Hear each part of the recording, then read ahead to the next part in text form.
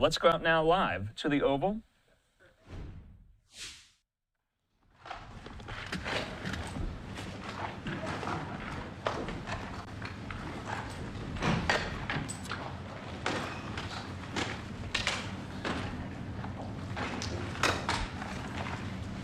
Well, thank you very much, and I'd like to ask Caroline, who's become very famous, big star, and she has a person who's a colleague of hers, a friend of hers, and that she has a lot of respect for, who comes from the area and knows exactly what's happening. Caroline, could I ask you to say a few words? Yes, sir. Here we have Haryana, who is from the continent of Africa. She's been a reporter here in the United States for many years, and she has a story to share with the press, with the media, and with these two fantastic leaders who have joined you today. So, Haryana, please. Why don't you come up here and talk so they can see? Sure.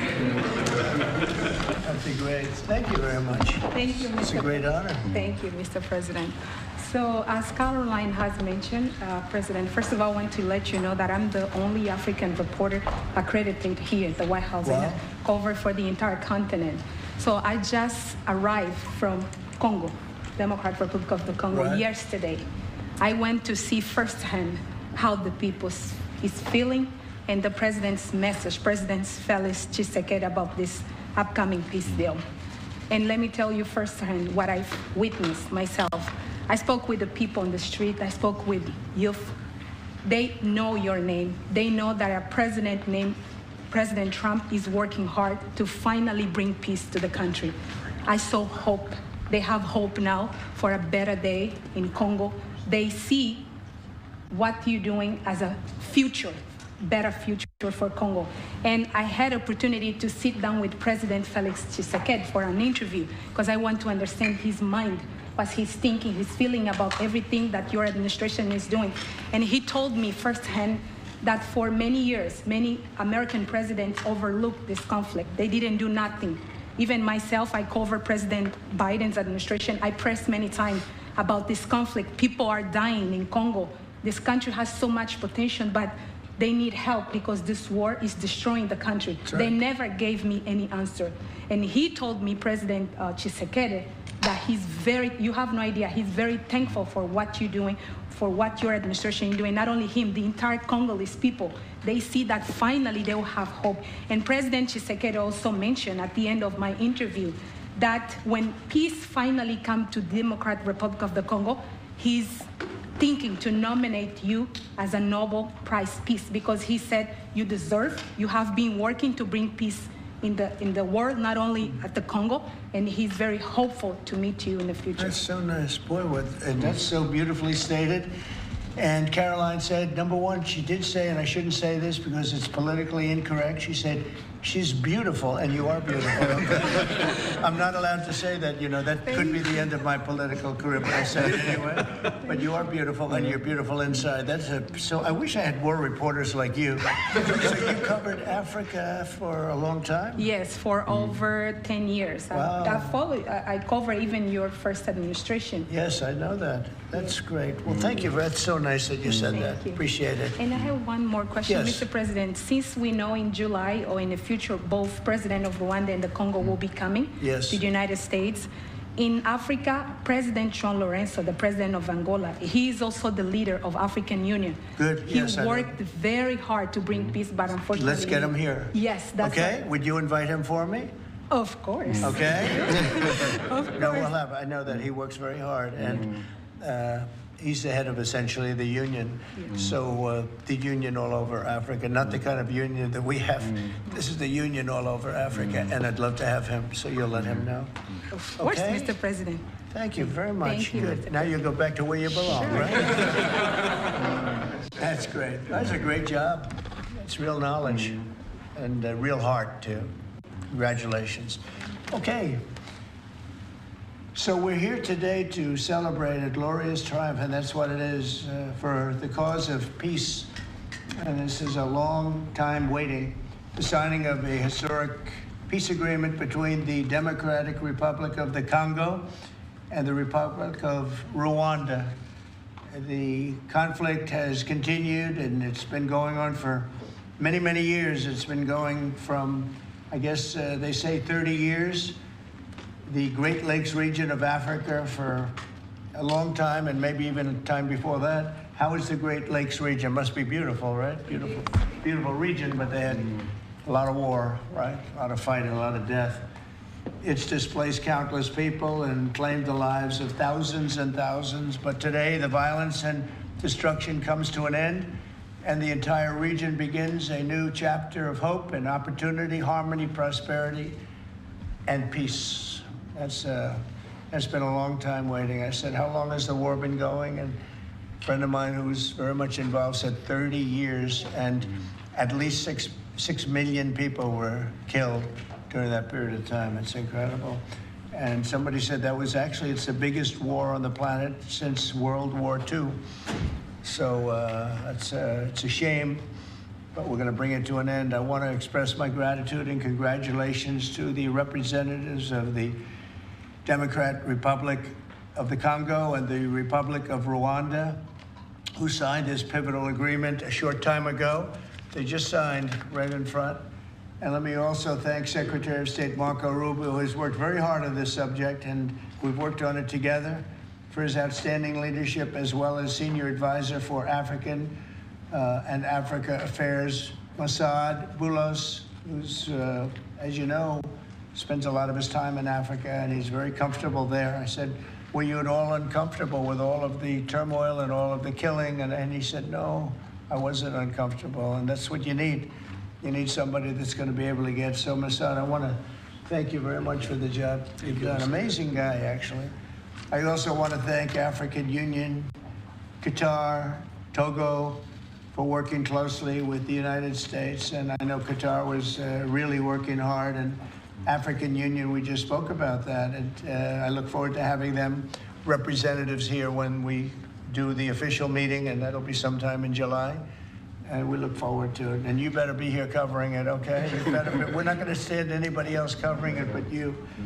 But this is a tremendous breakthrough. In a few short months, we've now achieved peace between India and Pakistan, Israel and Iran, and the DRC and Rwanda, and a couple of others also. Serbia, you know, they were getting ready to go to war with a group I won't even mention because it didn't happen. We were able to stop it, but I have a friend in Serbia, and they said we're going to go to war again.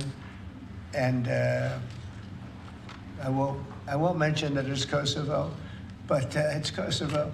But they were going to have a big-time war, and we stopped it. We stopped it because of trade. They want to trade with the United States. I said, we don't trade with people that go to war. And we said that also with, if you take a look at Pakistan and India, it was great. They have two great leaders, and they were able to stop. They were in the midst of a big fight, I guess everybody saw, and it was going to get very bad. And they are nuclear nations, very powerful nuclear nations. In the months and years ahead, my administration will continue to work closely with all of the parties in this deal and ensure the agreements are fully taken care of, and you're going to do what's in the agreement. We'll say you better do what's in that agreement, right? Because if somebody fails to do that, bad things happen. But I have a feeling that after 30 years, I think after 30 years, you're all set. We are. I think both of you have said that's enough, right? That's enough. Yeah. That's enough. You've seen it all. So this is a wonderful day. It's a great day. We've had some tremendous success. It's been a great week between just coming back from a very successful trip, NATO's really pulled together. They have, they're going to spend over $1 trillion a year. Nobody expected a thing like that to happen. And we had the war, as you know. We call it the 12-day war. It was exactly a 12-day war. And we ended up with no nuclear weapons. That's what we wanted. And they were just absolutely blown to pieces, those 3 sites. And there's no nuclear weapons, and hopefully there can be a lot of healing, and the healing is starting. And it's been a really pretty amazing week, and this is one that I really look forward to. This was set up a few weeks ago, and it was something that I really look forward to. If we can do this, and we do that because we have a certain competence that's good, we're able to get people to be peaceful. I think we can do war better than anybody, but we don't want to. And we have the greatest military in the world. They showed that in Iran. Those pilots, they flew for 36 hours. And think of that, and they hit their target. The size of this desk, half the size of this desk, from about 52,000 feet in the dark of night with no moon, zero moon. They wanted it that way. Can you believe it? And they hit, every missile hit exactly half the size of this beautiful Resolute desk. We don't want to talk about it when it comes to rockets hitting it, but half the size of this. And they hit dead center from tremendous heights, going at tremendous speeds. It's amazing. Nobody could do a thing like that. There's nobody has that weaponry, and nobody could do a thing like that. So we had a very busy and successful week. And in addition to that, our economy's doing great, setting records with the economy, and a lot of other good things happening. But this is about Congo and Rwanda.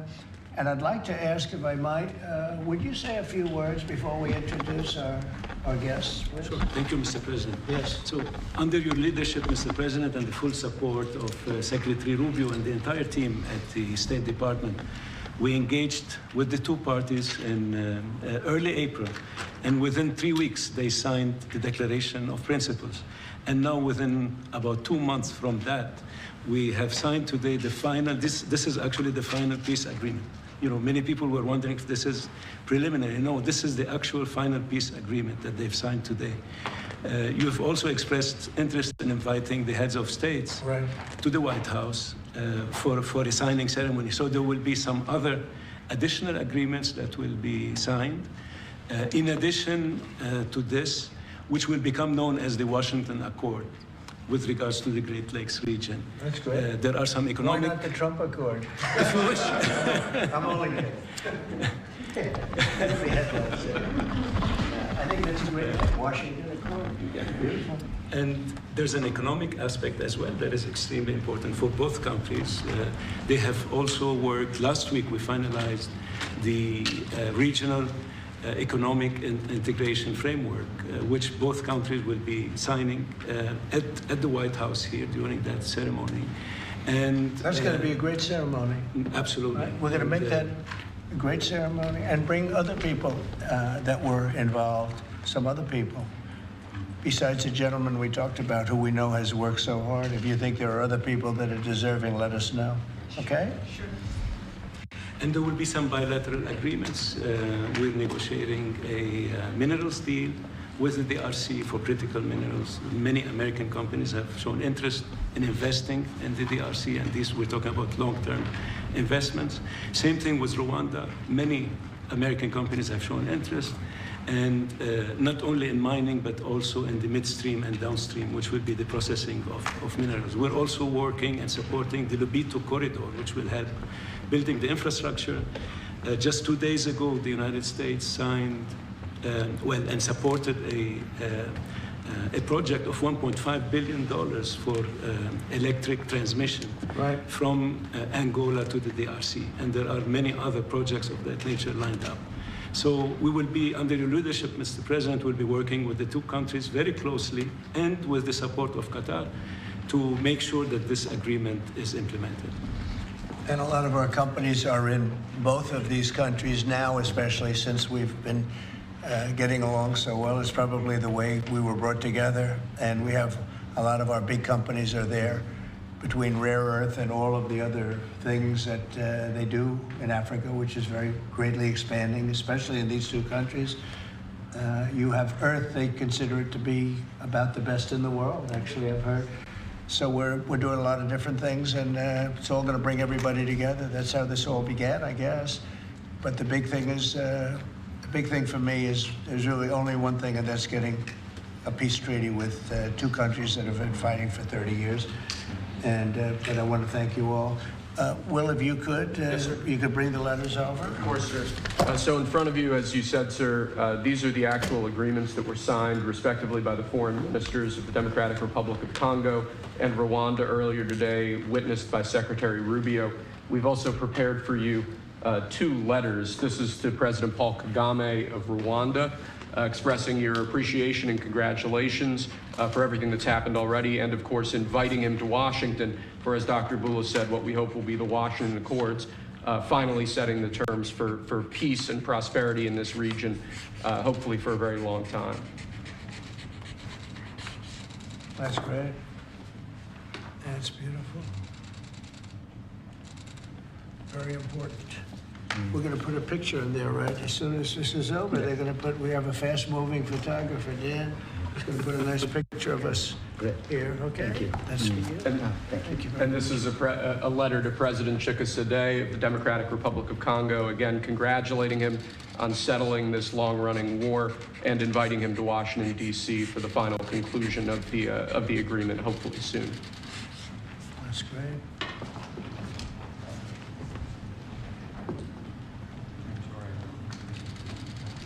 That's right. Take that pen. You take that pen. Thank you very much. Okay. So I'd like to ask JD to say a few words, our great Vice President, and then Marco, and go ahead. Great. Well, first, let me welcome the foreign ministers of Rwanda and Congo. It's great to have you in the Oval Office. And second, let me say congratulations to the President, to Secretary Rubio, and the entire team. I think for the people of these two countries, they should know that the United States is committed to the pathway of peace. But to my fellow Americans, this is really a celebratory moment. This is a big moment for our country because under the President's leadership, we've taken what was 30 years of killing and war, the worst war in terms of death count since World War II, and now we're on a pathway to peace. And so if I think about what I know about these two countries, for 30 years, pretty much the entire time that I can remember these two countries being in the news, much of the story has been about them fighting one another, about them killing one another. And now we can look forward to a future where my children will look at this moment as the beginning of a new story, a story of prosperity and of peace. So thanks to the President, congratulations to the entire team, and to my fellow Americans. We should all be really proud because it's amazing what active presidential leadership can accomplish when it's geared towards peace and prosperity. And that's what we have in the Oval Office right now. So great job, sir. Thank you very much, JD and Marco, and then we're going to ask the two principals to speak. Yes, sir. Mr. President, first of all, thank you. When I first came on this job a few months ago, you made it very clear that one of the priority of this administration under your leadership was going to be the pursuit of peace. And from day one, whether it's been in Ukraine and Russia, whether it's been Pakistan, India, whether it's been Iran and Israel, and in the continent of Africa, your priority's been on peace. And today we see this come to fruition. It's sad. Wars get a lot more attention than peace. But peace is harder than war, a lot harder. And I want to congratulate both of the leaders here and their respective presidents for choosing the harder path, which is often peace, than the easier path, which sometimes is war, as costly and as bloody as it may be. And I echo the Vice President's statements, and that is that Americans should be very proud that the #1 voice for peace in the world today is our president, your president. And so thank you, President Trump. And I want to, again, recognize Dr. Boulos and the work he's put into this from day one. He's really put a lot of time and effort, and as our friends from the respective countries can share with us. And last point, I do want to thank, you've done this already, but the African Union, Togo, and Qatar, who have been extraordinary partners and whose help we're going to need to continue to receive in order to bring all this to fruition. So congratulations to both of you, and thank you, Mr. President. Thank you. Great job you've done. Do you want to start? Either way. Would you like to start? Ladies first, maybe. Okay. Thank you so much. Thank you very much. Thank you so much, Mr. President, for having us here. I think I can summarize my contribution in 3 main points. First of all, thank you and congratulations indeed for this remarkable milestone, which is putting an end to 30 years of conflict and of suffering, and which is redefining the perspectives that millions of Congolese and of citizens of the greater Great Lakes region will have. The second point is stay committed, stay on board. We need the United States to make sure that this agreement holds and that you hold us accountable. And the third point is, if you stay on board, I think there are so many perspectives that we can transform our partnerships through, and that can usher in an era of prosperity, of growth, and of shared bilateral relationships that go well beyond the challenges that we've shared together, and that can at least, or finally, focus on the potential and of the wealth that we can share. So again, our heartfelt gratitude to you on my behalf, but more importantly, on behalf of the people of the Democratic Republic of Congo. Thank you so much. Beautifully spoken, and I look forward to seeing your leader. They will, highly respected person, as you know. Indeed. Highly respected all over the world, but in Africa in particular. So sometime in July, we'll do something, big ceremony. We look forward to it. Thank you very much. Please. Thank you very much, Mr. President. This is indeed a historical day. because it's the signing of a peace agreement between Congo and Rwanda to end a conflict that has been going on for 30 years. And there has been many mediation, facilitation in the past, but none of them succeeded. And we believe that it's because of your leadership and your steadfast commitment to this process, with also a new approach of economic integration, regional economic integration, which is important to allow Rwanda and DRC working together, because this is a very rich region with cross-border trade, with minerals, with natural wealth. So with the US standing side by side with Rwanda and DRC, we believe that we will achieve a long-time peace. And we also believe that, as my colleague from DRC stated, it's important for the United States to stay committed, because today we signed, but now we need to implement what we have signed in order to open this new era you were talking about of prosperity, so that we can reap the economic dividend of peace. So for this economic integration framework to be implemented, it's important for the US to accompany the parties to implement what we have signed, because in the past we have signed so many agreements that were not implemented. And we are really, we believe that with your leadership, with the involvement of the United States administration, we will reach that goal. So thank you very much, Mr. President. Well, this will happen, definitely. I can reach over. Do you want to just press them over to me? Sure. Let me have them. And I just wanted to give you each. These are your signed agreements. And we'll make sure that you follow through. We'll make sure you follow through. Yeah. We'll make sure that you follow through. Okay, that's for you. And we have one other thing that we're going to give, that we give to special people only. It's a coin. Thank you. And I hope you do that. I'm going to give you a second one for your leader. Oh, cool. Thank you very much. And likewise, we'll do that. These are serious coins. You don't want to lose them. You'll be very. I think that your reporter from Africa should get one. What do you think? Is she allowed? I think yes. Are the reporters okay with it? Brian, yes? Darling, that's for you. Okay? You did a fantastic job. Thank you. And I heard you do a great job in covering everything. Thank you. And Mr. President, we actually have the pictures that you took earlier Oh, of the foreign ministers here already. Thank you so much, Mr. President. Thank you. Let me see that. They're in this folder right here, sir. Okay, this one? Yes, sir. Oh, they look better than me. I don't like it. I don't like it. That's beautiful. That's very good. We have a good photographer. Beautiful. That's great. You better, I'll tell you, you better do the job here. We're going to come down hard. It's beautiful. Thank you very much. So we'll put them in. That's for you. I can do that. That's for you. This is for the Congo. And what is it? For the Congo. Yes. Okay. That's fine. Let's see, do we have two of them? I think so. You wouldn't give us one. You would have made a big mistake. Isn't that nice? That's for you. Thank you. That's for you. Thank you, Mr. President. Thank you very much. And you're all set. And this is for you. You're going to get this. Good. Might as well hold it. Thank you so much. Thank you very much. Good luck. Thank you. Do you have any questions? Yes, sir. On the subject, sir. Why not? Why not Canada, by the way? Why? I mean, because this is about a different subject right now. This is right now actually a much more important subject.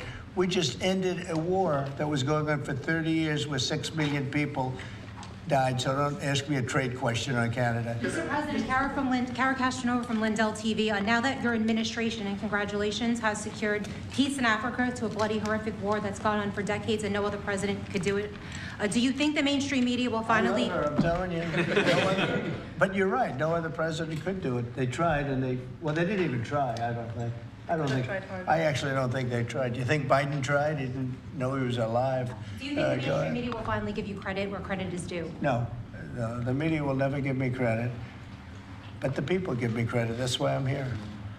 The people didn't give me. That's why we're here in a landslide. We got all 7 states. We won the popular vote.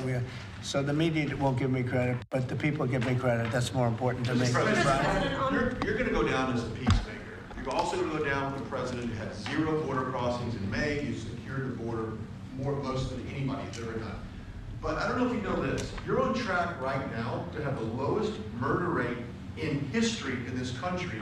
And I think a lot largely go to the fact we closed down the border. If you want to comment on that, you might go down as the lowest murder rate in U.S. history. Yeah, I saw that the other day, and that's an honor. I mean, and that's really even better because, you know, we've taken a lot of illegals into the country through the Biden administration that are murderers, 11,888 to be exact.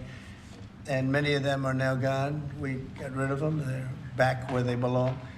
But so it's a great honor. You know, if you took that out, the numbers would be even better. They've created a lot of problems. You Truth Social earlier about getting money to the air traffic controllers and the big, beautiful bill, which hopefully, praise God, if we get this thing signed. What does that mean to that industry that have been suffering the last couple of years, quite a decade of being underfunding, and how that changed the safety of air travel? Well, they've underfunded the airports for years, and I started the process of getting it completed in terms of the equipment necessary to land the planes, where the planes, like the helicopter accident with the plane, would have never happened if they had the right modern equipment. It would have been bells and whistles would have been going on all over the place. And I had that all set, but when I wasn't here, they totally dropped it. You had a terrible head of transportation. We have a very good one now, Sean Duffy. But you had Buttigieg, and he didn't know a damn thing. He'd ride to work on his bicycle. He didn't know what the hell was going on. He was terrible. So he totally dropped that. It was a project that should have happened, and I was all set. But we had a very sad experience with the voting. And so we didn't get to do that, but now I'm doing it, and we're going to have a great system. And it's funded partially by the bill. It's the initial funding is by the bill, and then it gets to be funded. The rest of it comes a little bit later as we build it out. But we're going to build out the best in the world. We have the best companies in the world. A couple of countries have very good systems. In fact, I noticed when I was landing, my pilot often would use the system of another country, and I said, "What are you doing that for?" He said, "The United States system is so bad." So we have the best companies that do that in the world bidding. You have Raytheon, you have IBM, you have a lot of different companies bidding, and we'll get the best one, the best system for the best price. And they're going to go to town and give us a system that will be better than any other system in the world. And you won't have planes bunking into each other at 35,000 feet. Mr. President, on the subject of peace deals, how close are you and your administration to a deal in terms of Gaza ceasefire right now? Often asked, and I think it's close. I just spoke with some of the people involved. It's a terrible situation that's going Gaza, he's asking about. And we think within the next week we're going to get a ceasefire. And we're supplying, as you know, a lot of money and a lot of food to that area because we have to. I mean, you have to. We're, in theory, not involved in it, but we're involved because people are dying. And I look at those crowds of people that have no food, no anything, and, you know, we're the ones that are getting it there. Some of it's being taken by some bad people, you know, if you give it and you give it out, and they're supposed to be taking care of the people, and they end up stealing the food and selling it. But we have a pretty good system now, but so we're helping with that. You see the lines of people that just get one meal, essentially. But it's too bad. Other countries aren't helping out. Nobody's helping out. We're doing that because I think we have to on a humanitarian basis. Like this, we didn't have to get involved in Africa, but we did because we thought it was, I mean, I've been reading, like JD said, he's, you know, from much of his life, he's been just seeing this, about this brutal war. And it actually got a lot of publicity because of the level of brutality, right? It was, nobody's ever seen anything like it. And to be involved in that, I mean, I consider this the most important of my conferences today. We just had a great Supreme Court victory today, and everybody would say that was big, but, you know, we're talking about saving thousands and probably millions of lives here. This is more important than anything. So it's great, but we're working on Gaza, trying to get it taken care of. And again, you know, a lot of food has been sent there. And other countries throughout the world should be helping also. And on another conflict that I know you've been working on, sir, is it true that you have reached out with a letter to North Korea's Kim Jong-un? Well, if there is a conflict, I get along with him very, very well. And we'll get the conflict solved with North Korea. I've had a good relationship with Kim Jong-un. And I've gotten along with him really great, so we'll see what happens. But somebody's saying there's a potential conflict. I think we'll work it out if there is. It wouldn't involve us.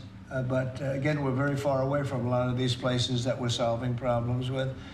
But I enjoy doing it, I like doing it, and it's the right thing to do, and we have an ability to get it done. So we're solving things that we didn't have a lot to do with Serbia, Kosovo. I told you, we solved a potential disaster.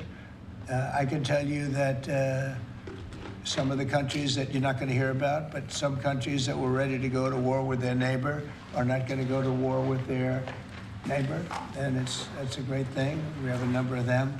But I'm very happy about India and Pakistan because they actually have nuclear weapons. You know, when you talk about Iran, they were trying to get it, but India has nuclear weapons, Pakistan has nuclear weapons, high-level nuclear weapons both, and getting that solved was really great. We did it through trade, so it was a great thing. Mr. President, when it comes to nuclear weapons, Mr. President, are you concerned that the Iranians may have some enriched uranium at Pickaxe Mountain? No. The last thing they're thinking about right now is enriched uranium. They're not thinking about what they want to do is they want to get back to life, and they do want to meet me, and we'll do that quickly. We're going to do it quickly while the meeting's They said this morning done. that they don't want to meet with the U.S. Were they telling you something different in private? They may say that to you. Don't you think they want to meet me? Don't you think we have sanctions on there that they can't do anything? Wouldn't you think that they want to meet me? I mean, they're not stupid people, but they went through a lot, and they suffered, and so did Israel. Israel suffered greatly. It was a nasty 12 days, and yeah, we'll see what happens. Are you considering sending Patriot missiles to Ukraine? Have you made up your mind about that yet? I may. Go ahead. On this context, Mr. President, there are a few unanswered questions that remain in this deal. For example, will Rwanda, on this deal, on this conflict, for example, will Rwandan troops pull back from parts of the DR Congo, and also will the M23 rebel group be allowed to remain in parts of eastern DR Congo? Do you have any answer to those? Well, let me ask you that question. You want to answer that one? It sounds like an interesting question for you. Go ahead, please. Thank you very much. In the agreement we signed, we have taken the concept of operation for the neutralization of the FDLR, which is a vicious genocidal movement, and the lifting of Rwandan defensive measures. So this was already signed last year in November, so we will implement it. This concept of operation to do both things, to neutralize this movement, which has been destabilizing Rwanda for many years, and to lift our defensive measures. As for the M23, in the agreement also, we have decided to rely on the Doha talks, because there are currently talks between the AFC M23 and the DRC government to have a peace deal also that will complement the Washington peace agreement. So both things are taken care of. Thank you. Mr. President, will the United States be enforcing this agreement? Or Well, we're going to be working with them to get it enforced. They can enforce their own agreement, but we'll be putting a lot of pressure on to make sure it gets enforced. The two people in this room are very, very capable people, and they'll get it done. I think they'll get it done. They love their. One thing I learned very quickly is how much you love your country and you want to get it done. And they know it has to get done, otherwise bad things happen. But I think we're well beyond that. Other presidents should have done what I'm doing right now. They never did it. I don't think they ever tried. I don't think it's like they couldn't do it. I don't think they ever tried. And if they did, they wouldn't be able to do it anyway. On the President, Yes, thank you. Mr. President, can you share with us what can happen if one of the parts violate this peace agreement? Because we don't want war to come back to Well, DRC. I'd rather not say. I would just say that there are big penalties if they violate, and they're not going to. I don't think they will violate. I think they mean it, but we have very severe penalties, financial and otherwise. Okay. Mr. President, going back to your Truth Social post, On Canada specifically, why are you deciding to end trade talks with Canada, and what rate are you looking to set? So Canada put a charge on some of our companies, and Canada's been a very difficult country to deal with over the years.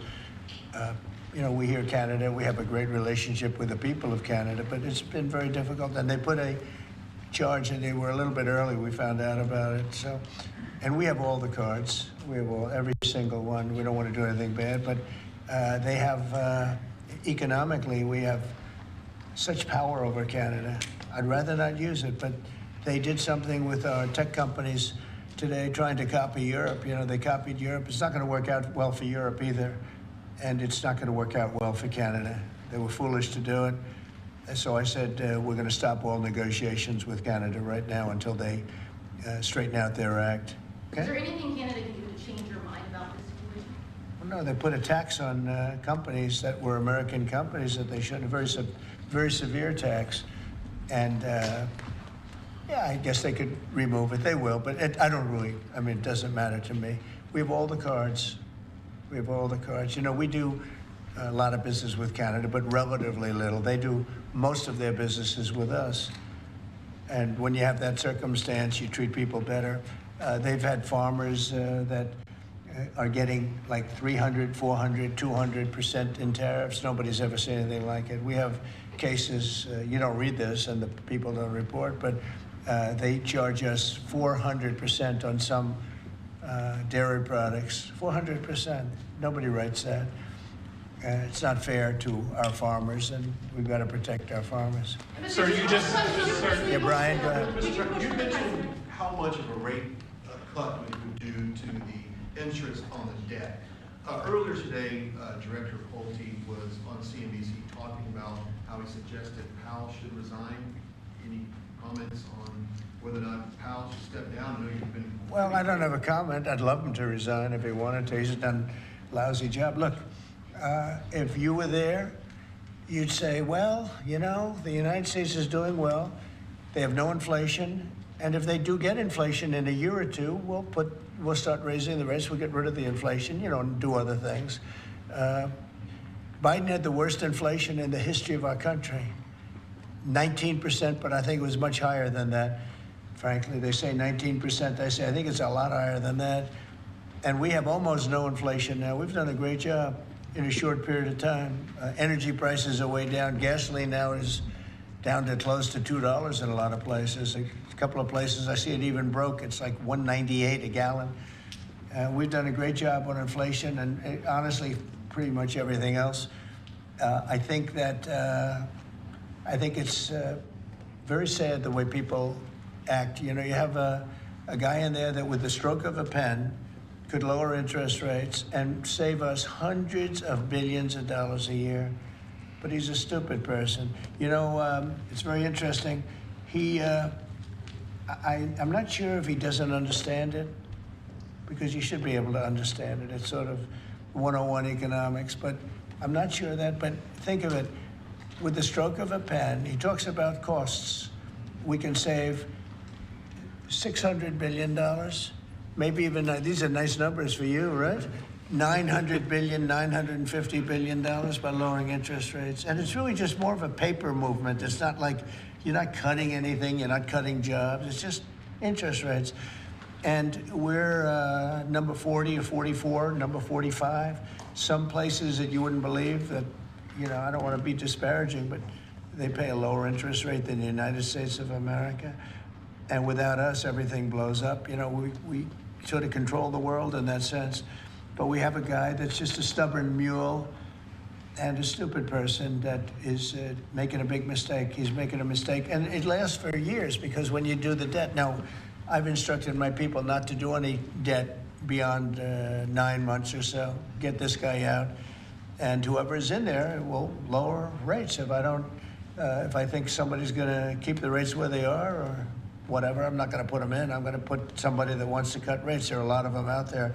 And I said this morning, a lot of the business shows today were saying, you know, Trump is right. He should be cutting rates. Think of it. We have a great country. We're making a lot of money. We're taking in billions of dollars in tariffs. We have $15 trillion of money that wants to be invested here, which is a record in 2 months, it breaks any record that we've ever had for a whole year, and not even close. 15 trillion, and it's going to be much higher than that. That's after essentially 2 months, because we've been doing it for about 2 months, 2.5 months. $15 trillion breaks every record in the book. There's never been anything like this. We have factories moving in, we have car plants moving in, we have everyone wants to be part of the United States. And as I told you, and I say it to everybody, when I was in the Middle East, the King of Saudi Arabia and Qatar and UAE, all great leaders, they have all great leaders. All three of them said, you got the hottest country in the world, and you did it in, at that time I was there for 4 months, because we got back a little while ago. But everybody says it, not only them. We have the hottest country in the world right now. The only thing is we have a Fed chairman that is, he doesn't get it. And you could have substantially lower. Like if we cut him 2 points, would save more than 600, think of it, more than $600 billion just because you cut.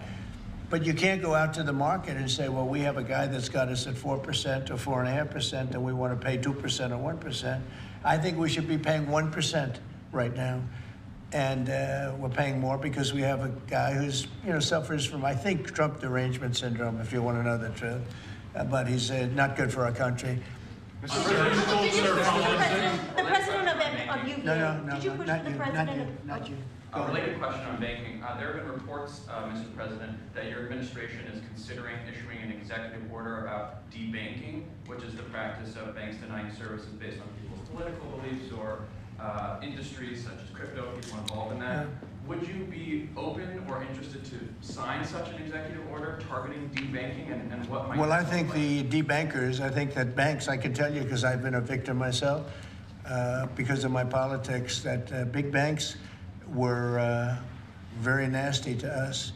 And I actually think it was Biden's people that told them to be, because the one group of people that banks are afraid of are the regulators. They are petrified of the regulators. And I've seen the biggest banker. I can tell you, you see him on television all the time. If a regulator walked into the room, he gets all nervous and crazy.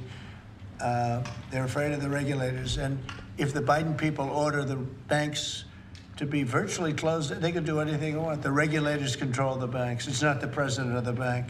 The president of the bank is far less important to a bank than a regulator. And a regulator can put that bank out of business, just like bad prosecutors are very dangerous. We had a couple. I had deranged Jack Smith and some others.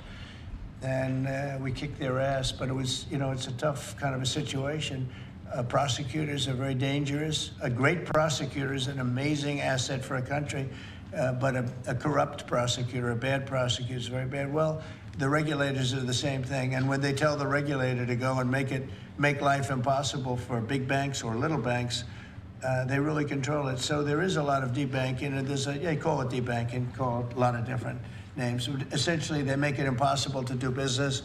And those people are very bad and very dangerous, and they shouldn't be doing it. You told us that on taxes, Mr. President, could you please explain how taxes would go up by 68% if the bill isn't passed? Where does that number come from? Well, it comes from the fact that you have automatically the Trump cuts, which were the biggest cuts that we've ever had. Now, these cuts are even bigger, but from the last administration, we had the Trump cuts. It was a 5-year deal, and it comes due.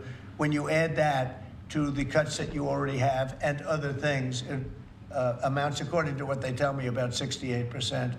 That would mean you'd have a tax, so that that the tax cuts that they got, the biggest tax cuts in our history, would immediately go up to that level. And that alone is a big chunk of the 68%. And then you have the other taxes that would accumulate. And they say that you'd have about a 68% tax increase. Sir, you said a moment ago that it won't work out very well for Europe on trade. Does that mean you want to cut off those negotiations as well and just tell them what? No, well, they've been very tough. The European Union was formed in order to take advantage of the United States on trade. That was why they were formed. And they're nasty. They're very nasty. We have a good relationship. I'm dealing with Ursula right now and the group. But it's a very tough situation. They have been unbelievably bad to us. If you look at past precedents, they've treated them very badly. They're being very nice to me because I get it. I know the system, and we have the cards. We have the cards far more than they do, and they have not treated us well. And They're coming to us right now. You know, I said I was going to put on a 50% tariff. As soon as I said that, I put it out on Truth. As soon as I said that, they came to the table. They didn't want to come to the table. My people were telling me, Scott was telling me, and the whole group was telling me that not a good situation. They want to tap it down the line. They don't want to really deal. So I said, we're going to put a 50% tariff on you. And Howard, as you know, was very much involved, Lutnick, Commerce. And he said, they don't want to talk. As soon as I put that on, I was getting calls from them like, can we meet tomorrow? And the problem is they have a lot of very unfair taxes. They have a lot of taxes that you wouldn't put on, and they sue all our companies. They're constantly suing Apple and Google and all of these companies, and they're getting, you know, in front of judges that essentially almost work for them. I guess they do work for them. They're European Union judges, and they're getting these crazy rewards. Apple was fined $17 billion, and others are being fined tremendous numbers of dollars. They're nasty people, and I don't want them affecting U.S. companies. I don't want that. If anybody's going to affect a U.S. company, I want it to be us. And if they're going to have to pay a penalty or a fine, let it be to us. So they've done this for a long time, for years, but they're very nasty. The European Union is very nasty, there's no question, but they'll learn not to be so nasty very soon. They know that. They know it's coming. So you told us that Vladimir Putin reached out to you to help you with the Iran crisis. We made some nice statements today. Did you see the statements? I saw the statement. Very nice. Vladimir Putin made some very nice statements today. Look, he respects our country again. He didn't respect it a year ago, I can tell you right now. But Putin respects our country. And President Xi of China respects our country. And Kim Jong-un they respect our country again. We were not a country that was respected just a year ago. We had a president that was incompetent. We had bad people circulating around this desk, this beautiful, resolute desk. They had, I guess, evil intentions. You couldn't be that stupid. I mean, they had evil intentions. But the world respects our country again. Thank you very much, everybody. Thank you, President. I'll write the story. Thanks, guys. Congratulations. Thank you very much, Mr. President. Okay, so there we go. The White House press pool being ushered out of the Oval Office. Andrew Kraft here back with you as we approach the top of a new hour. So there's a lot to get into, a lot to recap there from what President Trump said. This, though, is the highlight and the headline back out live outside of the White House that the Democratic Republic of Congo and Rwanda signing a peace deal facilitated by the United States to help end the decades-long deadly fighting in eastern Congo. Now, remember, there's an economic element to this. This deal would help the U.S. government and American companies gain access to critical minerals in the region. Secretary of State Rubio called it an important moment after 30 years of war. The deal has been touted as an important step toward peace in the Central African nation of Congo, where conflict with more than 100 armed groups, the most potent, backed by Rwanda, has killed millions since the 90s.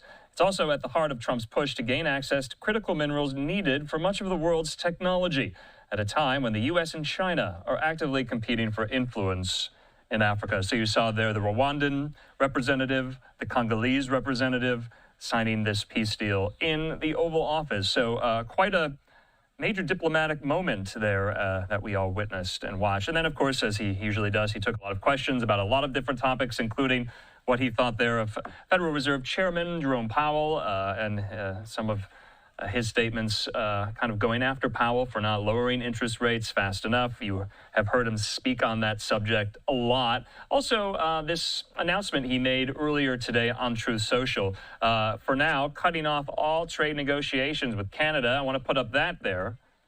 Trump said, we've just been informed that Canada, a very difficult country to trade with, including the fact that they have charged our farmers as much as 400% tariffs for years on dairy products, has just announced that they are putting a digital services tax on our American technology companies, which is a direct and blatant attack on our country. He says they're obviously copying the European Union, which has done the same thing and is currently under discussion with us. Also, based on this egregious tax, we are hereby terminating all discussions on trade with Canada effective immediately.